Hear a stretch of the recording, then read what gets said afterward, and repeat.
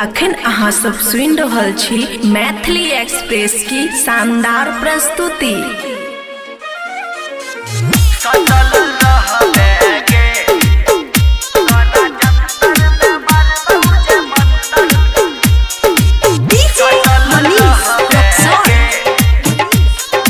खुशी recording studio बलुआहा। यहाँ में घूमै छियौ तोरा पीछा, किया पुरबै नहीं छै हमर इच्छा। गे सोना सुन, यहाँ में घूमै छियौ तोरा पीछा, किया पुरबै नहीं छै हमर इच्छा। गे सोना गे छौरी तोरा जंतर में मरबौ जे मंतर त हरदम सटल रहबे गे छौरी तोरा जंतर में मरबौ जे मंतर त हरदम सटल रहबे गे।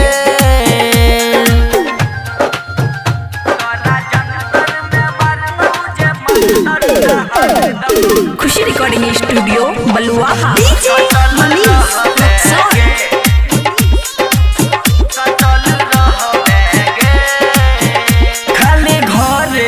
हरदम रहै छै तू गे, कहिया देबे तू हमरा नहीं कहै छै गे। कहिया देबे तू हमरा नहीं कहै छै गे। खाली घरे में हरदम रहै छै तू गे, कहिया देबे तू हमरा नहीं कहै छै गे।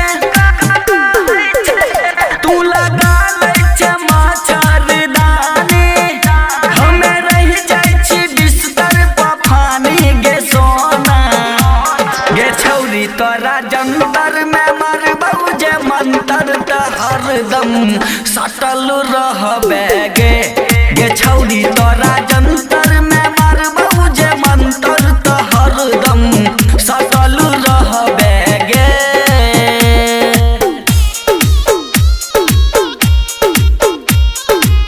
सटल रहबे गे। खुशी रिकॉर्डिंग स्टूडियो बलुआहा। ये बात आगे नहीं छोट तू करै छै गे, रोजे हमरा से फोने पर लड़ै छै गे। रोजे हमरा से फोने पर लड़ै छै गे। ये बात आगे नहीं छोट तू करै छै गे, रोजे हमरा से फोने पर लड़ै छै गे।